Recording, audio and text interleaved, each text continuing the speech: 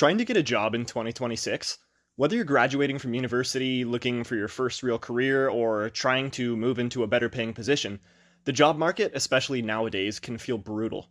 And having a degree isn't enough anymore.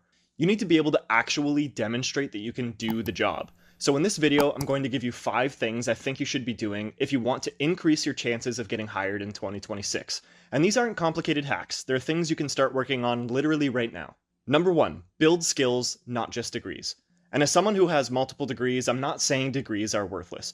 I have a marketing degree, I have a master's degree, and I genuinely believe my education has helped me throughout my career. But your degree does not guarantee you a job. A piece of paper saying you graduated doesn't necessarily tell an employer that you can actually do the work. If you're applying for a marketing job, for example, can you actually market something? Can you write? Can you create content? Can you understand analytics? Can you use the tools that that company actually uses? If you're applying for a graphic design position, can you actually design? If you're applying for a software position, can you actually code? So the degree can help you get your foot in the door, but your skills are actually what helps you walk through that door. And the great thing about 2026 is that there's so much information available for free. YouTube, online courses, books, podcasts, AI tools nowadays. You can literally learn this mostly for free online. For example, for me, I have a side hustle of graphic design, and I even use graphic design a decent amount actually in my actual corporate job. And that's something that I learned for the most part through YouTube for free. You can learn an incredible amount without spending thousands of dollars. So if you're looking for a job, don't just ask, what degree do I need? Actually ask, what skills would make an employer want to hire me? And then go learn them.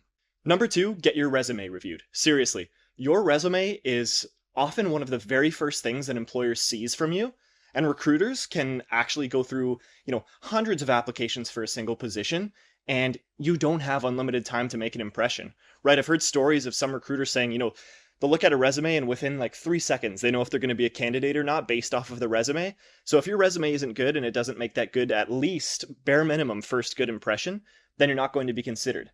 So you need to make your resume as good as possible. And I actually personally took advantage of a resume review and interview practice program through my university, and I think that was extremely valuable. Because sometimes you look at your own resume and think, okay, this looks great, but someone else who sees it might immediately notice things that you don't, right? Maybe it's too long, maybe it's difficult to read, maybe you're listing responsibilities instead of accomplishments, all these things. It's important to get another set of eyes on it. And it doesn't necessarily have to be, like I said, at my university, this program, it can even just be your peers, right? For example, I often, when I'm, preparing a new resume for applying for a new job, I'll have, my girlfriend look at it. I'll have my brother look at it, all these people, right? So I think it was very valuable for me personally to have, kind of, I guess you could say, a professional look at it.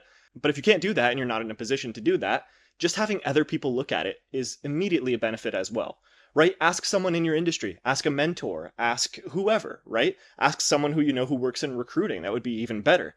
And you can even use tools that are online and available today to help you kind of identify weaknesses in your resume. And your resume isn't the place to be stubborn, right? You want it to be as strong as possible before you start sending it out because of that first impression that recruiters are going to get from it. Number 3 is network. And I know networking sounds like, one of those corporate buzzwords that everyone tells you to do that nobody actually explains.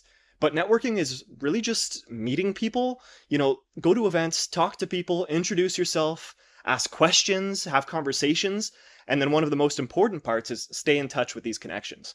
You don't have to walk into a room and immediately start handing out business cards to everyone and, coming at it from that angle, because that can actually have the opposite effect. But just go talk to people. Because the more people you know, the more opportunities you can potentially hear about. Someone might know that their company is hiring, or someone might know a hiring manager, or, someone might know an opportunity that hasn't even been posted publicly yet. That's happened to me before, actually multiple times in my career. 2 different jobs that I've had, I heard about them before they were even posted online. And one of them actually wasn't even posted online. I was just approached about it. And even beyond getting a job, networking helps you learn, right? You can talk to people who are already in the field that you want to get into, or that you are in but are just further ahead, and they're doing the job that you want. You can ask them how they got there, what skills that they think matter, and maybe mistakes they've made or what they do differently. And a big part is the more comfortable you become talking to people, the easier it becomes.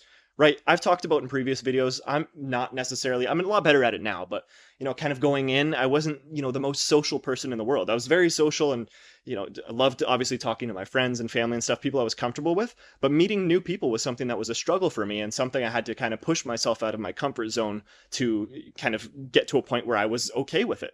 So I totally get it if you're not a fan of it, right? It's something that you kind of just have to push yourself into.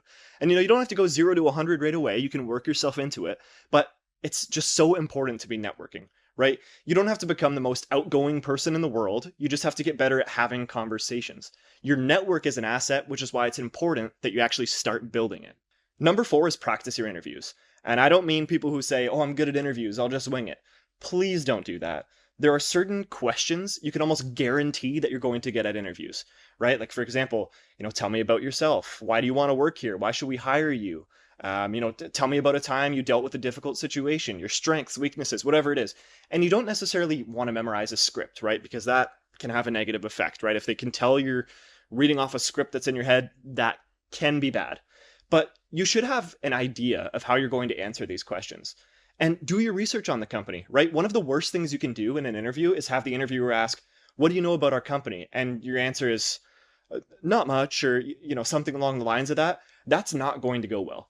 It shows a total lack of preparation and, probably a lack of interest. Spend some time on the company website, right? Look at what they do, understand their products or services, their recent work, and fully understand the responsibilities and just the whole position in general of what you're applying for. And then think about how your skills that you have can help them. Because an interview isn't just here's why I need a job, right? It's here's why I would be valuable to your organization, right? As some people don't like to hear it, but really in most cases, if people are hiring, they're hiring because they need you to do something for them, right? You need to have a skill that you're able to do to help their business. It's not them, going out of their way to help you learn, right? So it's not about you learning, it's about you benefiting the business with your skills and your expertise. So saying how you would be valuable to the organization is a much stronger position to approach an interview from than here's why I need a job.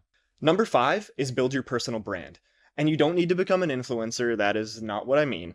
I'm talking about making it easy for someone to find you and see what you're actually capable of. For me, that's been things like, posting on LinkedIn, social media, and just showcasing the work that I've created. If someone Googles your name, what do they find, right? If a recruiter looks at your LinkedIn profile, does it look professional? Can they actually see what you do and what you've been working on? Have you shared anything about your industry? Have you built anything? Have you demonstrated your skills? Whatever it is. Because, say, imagine there's 2 candidates and candidate A has a resume that says experienced in social media marketing. And the second candidate, candidate B, has the same thing on their resume, but they also have a LinkedIn profile showcasing, campaigns they've worked on or examples of their work, projects they've completed, and, things that they've learned. Who gives you more confidence? Of course, it's going to be the second person, right? And again, you don't need to be an influencer. You don't need 50,000 followers. You don't need to post every day. Just start putting your work out there, right? Let people see what you're capable of. Because your personal brand is essentially your reputation before someone has even met you. So let's put all these 5 things together. Number 1, build skills, not just degrees. Don't just collect credentials, become genuinely good at something. Number 2, get your resume reviewed. Don't assume your resume is good just because you made it yourself, right? There are some things you're going to make in your life that you think are great and others have constructive criticism for, and it's important to get that constructive criticism. Number 3, network. Meet people, build relationships, and get comfortable talking to people. Number 4, practice your interview. Know what questions you're likely to get and research the company beforehand. And finally, number 5, build your personal brand, right? Make it easy for employers to see who you are, what you're doing, what you've learned, your expertise, and all these things. So I believe that if you work on all 5 of these things consistently, you're going to become immediately a much, much stronger candidate when you're going to job interviews or when you're applying for positions. And I think that's really the goal, right? Don't try to find the magic trick that gets you hired. Become someone that companies want to hire. Build skills, learn how to communicate, improve your resume, all these things, and put yourself out there. Because the job market isn't completely in your control, right? It is difficult. I understand it.